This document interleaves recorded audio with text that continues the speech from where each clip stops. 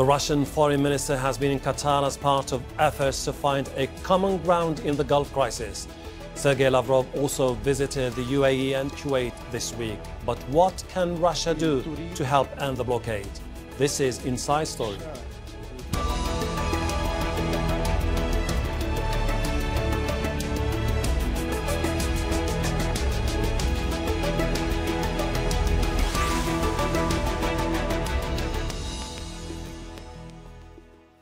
Hello and welcome to the program. I'm Hashem Ahelbarra. The Gulf diplomatic crisis is one that spans less than 3,000 kilometers, but may have consequences to places far beyond. That's why Russian Foreign Minister Sergey Lavrov was in the region this week. He arrived in Qatar on Wednesday after visiting the United Arab Emirates and Kuwait. Lavrov is the highest-ranking Russian official to come to the Gulf recently. He says Russia fully supports the Emir of Kuwait's efforts to bring an end to the blockade that began on June the 5th. The problem should be solved within the GCC. We know about the American efforts and proposals by the US Secretary of State, but we prefer to solve the problem within the GCC. We don't give ideas that are different from Kuwait and the US because there are so many proposals upon which dialogue can be started. We will continue our efforts in making contacts with all the countries in the region, and in the beginning of September I will go to Saudi Arabia and Jordan. As we mentioned, the GCC crisis began almost 3 months ago, but not much has changed. The blockading countries, Saudi Arabia, the UAE, Egypt and Bahrain, have reissued their initial list of 13 demands. That includes calls for Qatar to scale down diplomatic relations with Iran, shut down a Turkish military base and close Al Jazeera. The diplomatic dispute is now preventing thousands of Qataris from attending the Hajj, the Muslim pilgrimage to Mecca in Saudi Arabia. The blockading countries say they are ready for dialogue if Qatar shows what they call a willingness to fight terrorism. But Qatar has strongly denied any accusation of supporting terrorism and insists the demands are a violation of its sovereignty. Russia has been forced to strike a difficult balance in this diplomatic dispute. It has strong economic ties with Qatar, which was one of the main countries to actively invest in Russia at a time when it desperately needed foreign investment. Russia also works often with Qatar and Iran as the countries with the biggest natural gas reserves. Together, they've been lobbying for the creation of the so-called gas OPEC, which Saudi Arabia, the United Arab Emirates and the United States are actively working against. But Russia also relies on Saudi Arabia as an important energy partner. Let's bring in our panel. With me in Doha, Fahad bin Mohammed Al-Attiya, Qatar's ambassador to Russia in Moscow. Vyacheslav Matuzov, a former Russian diplomat, now chairman of the Russian Friendship Society with Arab countries. And also here in Doha, Abdullah Baabood, professor of international relations and political economy at Qatar's University. Welcome to you all. Mr. Fahad bin Mohammed Al-Attiya, let me start by asking you this. Since day one, Russia has maintained a very neutral stance on the crisis. Are they offering now a mediation? Russia has been constructive all along. It has stated from the very outset that it supports the Kuwaiti mediation into this conflict, and it reiterated this by the visit of His Excellency the Foreign Minister, who has just visited Kuwait and Abu Dhabi and ending it with Qatar.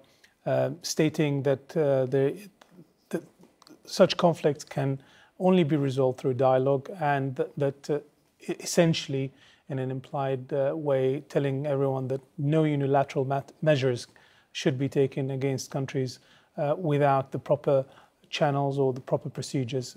We understand from the beginning of the conflict that all the measures that the four countries have taken are in violation of international law. And everyone's just giving a chance to dialogue to solve this problem. But I think our patience is going to run out, and the Russian envoy who has visited the GCC is trying to see how Russia can contribute. But certainly, are they floating any new ideas to you, for example? No. Besides the initial statement that they have made in Russia and continue to make, is that we support the Kuwaiti mediation, giving Kuwait that extra boost that it requires in terms of its legitimacy to lead this conflict to resolution. They're waiting to see how the other parties will respond. Let me go to Mr. Matuzov in Moscow. Mr. Matuzov, what can the Russians possibly achieve in this particular crisis? Can they put the leverage to try to bring about a political settlement to this crisis? Of course, Russia is making great efforts to avoid any bad developments in the Gulf area, because destabilization in Gulf area reflects very negatively on the situation in the Middle East, in the world politics. That's why Lavrov making a heroic efforts to push ahead this idea that was expressed by Kuwaiti Emir to settle this issue in the framework of Gulf states, GCC. And he refused any Russian mediation. Why? Because it should be internal affair of Arab countries. If America will keep and will capable to achieve any events, Russia is ready to support American efforts too. But as we see from Moscow, Kuwaiti efforts are more productive than any other else. And my private opinion was expressed many times, because I consider that a right position was expressed about 10 years ago by Russian government when they suggested to all Gulf states to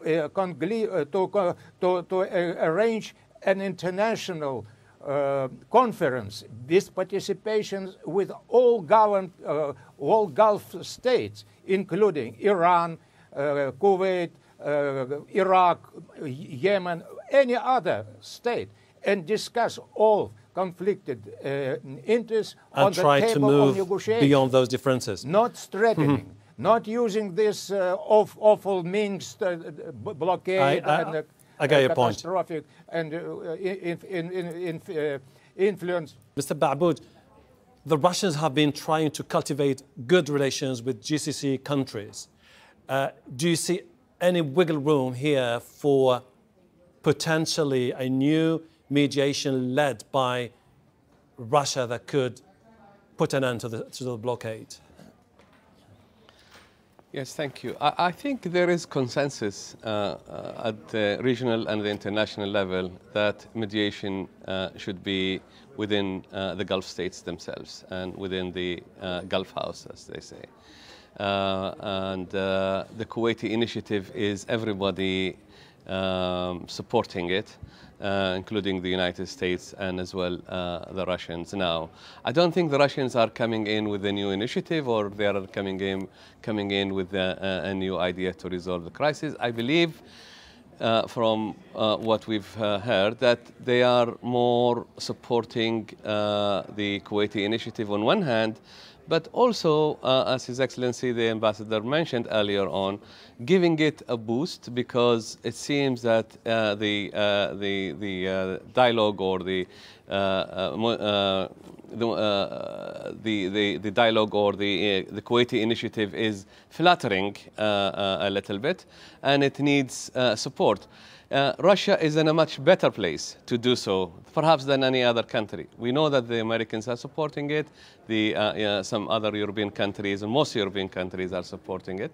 But Russia is in a much better place now than others to support it, because Russia enjoys a strong relationship with both sides of the conflict, but it also enjoys other relationship with other countries that are not involved in the conflict, like Iran, for example. We'll talk about the regional implications, the role of Iran, Turkey, later during the show. But let me go back to Mr. Attiya. Your country's relation with Russia has been strained for really quite some time, long-standing disputes. Recently, we've seen the Qatari government expanding economic cooperation with Russia, acquiring stakes in very strategic companies in Russia. Is this reinventing the whole narrative of the Qatari-Russian relationships? Are we seeing a new chapter in the bilateral relations? Indeed, we're witnessing a new chapter with in the bilateral relations with Qatar. It's marked by the visit of His Highness the Emir in 2016 January, when Qatar and Russia obliged themselves to a new strategic partnership. And we are seeing the fruits of that partnership happening in the weeks and months that followed the visit. Russia is a strategic partner in terms of our relationship extend with Russia on the energy side. They're one of the largest they are the largest gas exporter in the world. We share also with them that interest in maintaining our interests in that field. We are members and founding members of the Gas Forum, which Doha is the host of. We also have substantial investments that we've made in Russia. We continue to aspire to look for more opportunities in the fields in the various fields in Russian economy. We're now trying to strengthen our security cooperation, our defense cooperation. Part of the agenda that has been discussed in Doha is how to expand that security and defense cooperation, counterterrorism, etc. So yes, I think the marking point of I would call it the new marking point of our Russia-Qatar relationship I would say, started from the visit of His Highness the Emir in 2016. And we're seeing how this vision has been implemented. Mr. Matuzov, we don't know at this particular moment whether the Russians are trying to test waters in the Gulf region and try to bring about new ideas that could put an end to the mounting tension in the region. But however, I would like to ask these questions.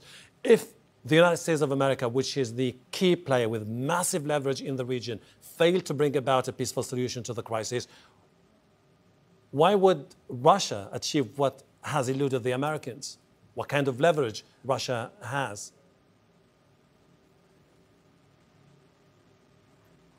Well, I agree with Mr. Ambassador that Russia have some privileges because Russia has good relations with Turkey, with Iran, with Emirates, with Kuwait, with Bahrain. And now Lavrov very plainly explained that he is going in the beginning of September to visit officially Saudi Arabia. And I think that all these relations, Russian relations, and interest to Russia from all those states will play a role to keep down all those contradictions, all those hatred, and return all things in the framework of GCC. Because we consider, and if anything will happen in the Middle East, happening in Middle East, in Gulf area, reflected immediately on internal affairs inside Russia. And we managed to fight today all forces involved in Syria, in Iraq, to fight terroristic attacks, the international terrorism. And we managed to do this. But now we should unite our efforts, but not separate it. Okay. That's why Russia is much more interested. You're saying that they need to unite but and only set in aside security in the Gulf area. I see your point. I get your point. Set aside their differences. Let me go to Mr. Baabood. But we're talking, Mr. Baabood, about a GCC which has been opposed to Russia's policies, particularly in Syria. Most of the GCC countries were staunchly for Assad's departure. Russia intervened in 2015, tilting the ground in favor of Bashar al-Assad. Is it possible to think that they can easily set aside those differences and start a new chapter? I don't think you have to set aside all differences to start a mediation or start a new chapter. In international relations and international politics, countries find ways to work together on certain issues and oppose each other on others. So I don't think this is abnormal to have this conflict or contradictory relationship between Russia and the GCC. However, Russia has been, we've witnessed over the last few years that there is an activist Russian policy in the region. This has been helped by, of course, not to a small part by the US reluctant policy and conflicting policy in the region, and created a gap for Russia to come in. During the previous administration, but also with the new administration in the US, Russia has found space to maneuver and to work. And there are a number of issues that Russia has to cooperate with the Gulf states, not least what His Excellency the Ambassador had also mentioned, the economic relations of Qatar, but also Russia is building relationship with other GCC states, Saudi Arabia in particular. And there is a growing trade and economic and investment relationship that is building up. Russia now sees that getting closer to the region and making the region more stable is much more better for its economic and political and security relations. And therefore, I understand why Russians are playing this role, because they see. Speaking of the Russian modus operandi, Mr. Ambassador, does the new economic cooperation between you and Russia offer an opening to solve regional problems, particularly Syria, where differences between your country and Russia are more pronounced? Not only just economic relationships. I mean, if you have the economic relationship to begin with, it certainly helps countries cooperate effectively and want to protect their interests.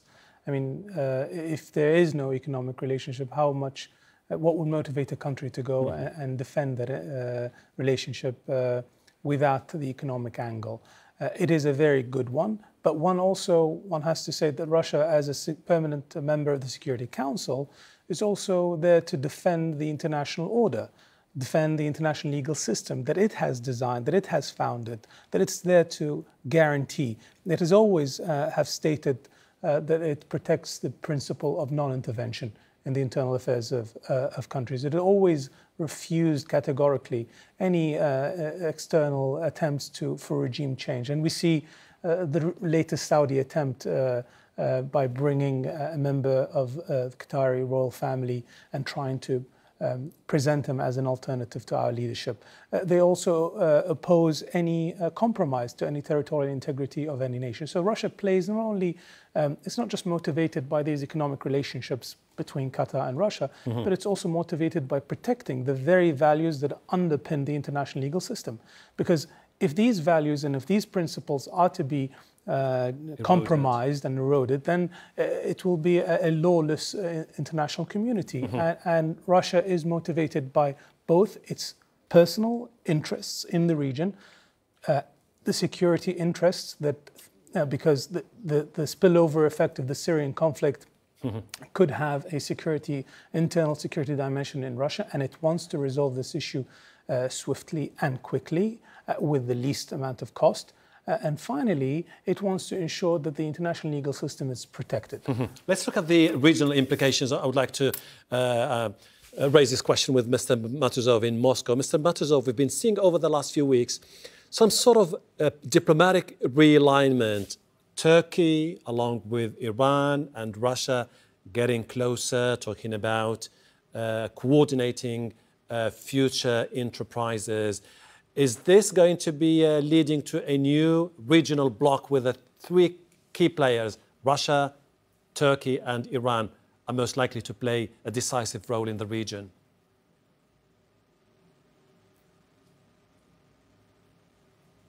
Of course, during this fighting, the international terrorism, Russia, Turkey and Iran make good relations. And because these relations helped Syrian people to stop civil war, because we consider the civil war stopped when opposition armed forces agreed with governmental army to stop fighting. Now fight is only directed against terrorist organizations, Daesh, all those who are supporting them. I think that it is the right base for uniting efforts, all forces. Turkey, we don't agree with Turkey in many things, but it doesn't mean that we don't have them common interests. We concentrate our attention on common interests, not contradictions that separate us. And we succeeded in achieving 4 zones of military stop military activity in 4 zones in Syria. Now the 4th zone is discussing its many difficulties in Idlib, but it is going on. It is going on. Okay. I think that which you see as a sign of union, which should be included by Gulf states too. Okay. Mr. Baabood, you're professor of international politics, international relations.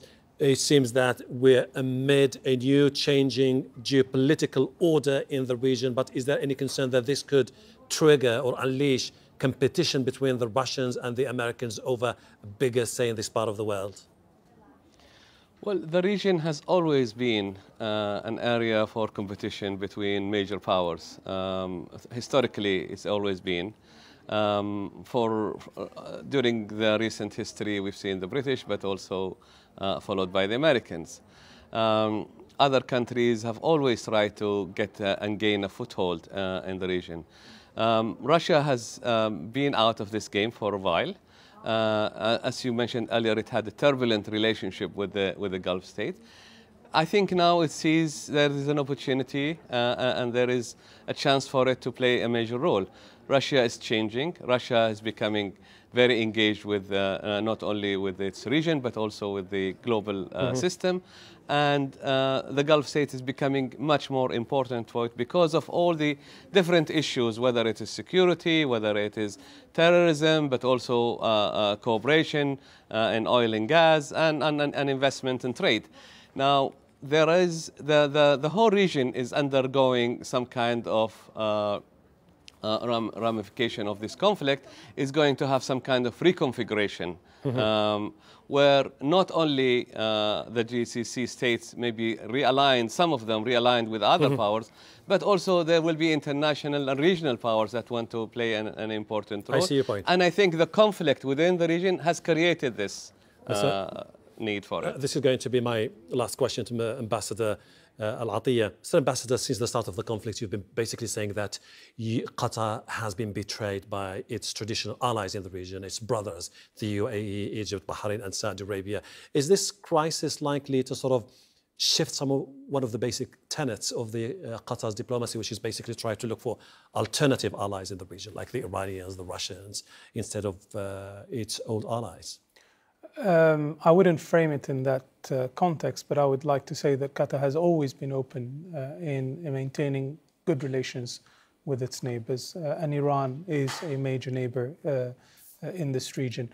Equally, the same goes for Turkey and trying to stabilize the situation in the Middle East. There's so many files that are hot files that are ongoing that we don't need to add another problem to the mix. Qatar always maintained a policy that it wants these conflicts to be resolved peacefully. Sadly, most of them have gone down the route of violence, violent conflict.